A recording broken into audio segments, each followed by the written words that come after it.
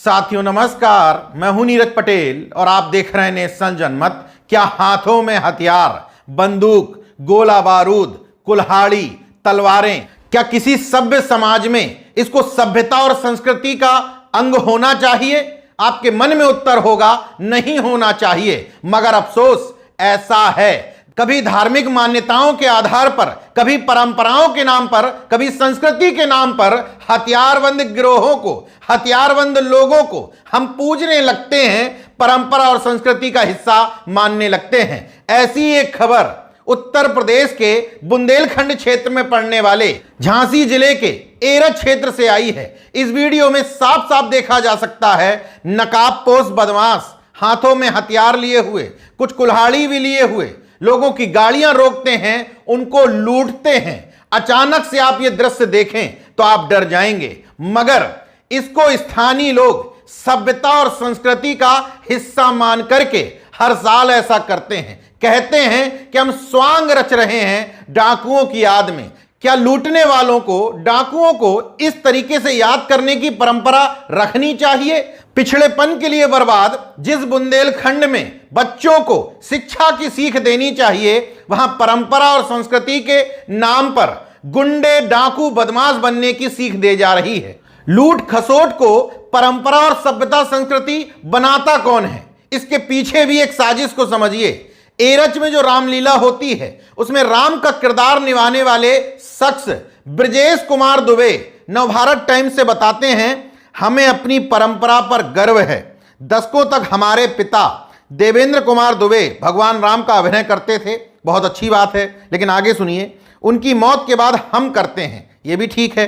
डाकू हमारी संस्कृति का हिस्सा थे, इसलिए वर्षों से हम रावण वध मेले का हिस्सा बने हुए हैं। अब डाकू संस्कृति का हिस्सा थे, हथियार संस्कृति का हिस्सा थे। मैं आज तक समझ ही नहीं पाया हूं कि आपकी इस तथाकथित संस्कृति और सभ्यता में हिंसा, हथियार, डाकू, चोर, लुटेरे, डकैत, यही सब हिस्सा क्यों बनते हैं? आखिर आप समाज को हिंसक बनाने पर यकीन क्यों करते हैं? इन सब बातों से संदेश क्या जाता है? इस तरह के ड्रामों से आपकी सभ्यता संस्कृति मजबूत होती है या रसातल में जाती है? जरूर सोचने की जरूरत है। एक और पहलू है, लोग कहते हैं कि उन डाकुओं की याद में किया जाता है जिनकी छवि रॉबिन हुड की तरह थी, यानी कि अमीरों से लूटते थे, गरीबों में देते थे। सहमत हूं इस बात से, लेकिन उस छवि के लिए हाथ में हथियार लेकर के लूटना जरूरी है?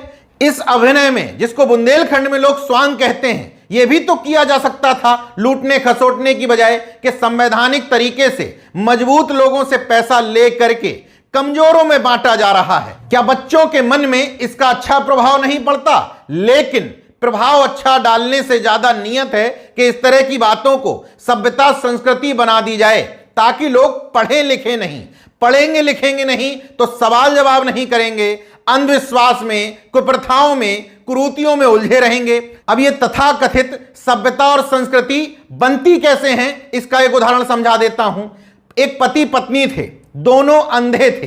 पत्नी जब खाना बनाती थी तो कुत्ता आकर के रोटी खा जाता था, क्योंकि दोनों देख नहीं सकते थे। पत्नी ने आइडिया निकाला, पति दरवाजे पर खड़ा होकर के डंडे से दरवाजे पर खटखट करता था, जितनी देर खाना बनता था। उससे कुत्ता या अन्य जानवर अंदर नहीं आते थे, उनका खाना सेफ हो जाता था। दोनों के एक बच्चा हुआ जो डिग्री हासिल करके एक बड़ा अधिकारी बन गया, लेकिन उसका मानसिक विकास नहीं हुआ। उसने अपने घर में देखा कि पिताजी खटखट करते हैं, माताजी खाना बनाती हैं। जब उसकी शादी हुई, उसकी पत्नी आई, वो थोड़ा जागरूक थी। उसने कहा कि जब मैं खाना बनाने जाती हूं तो तुम दरवाजे पर खड़े होकर के खटखट क्यों करते हो? तो पति ने कहा, तुम ज्यादा होशियार बन गई हो, यह हमारी सभ्यता संस्कृति का हिस्सा है। कुछ दिन तक यह ड्रामा चलता रहा।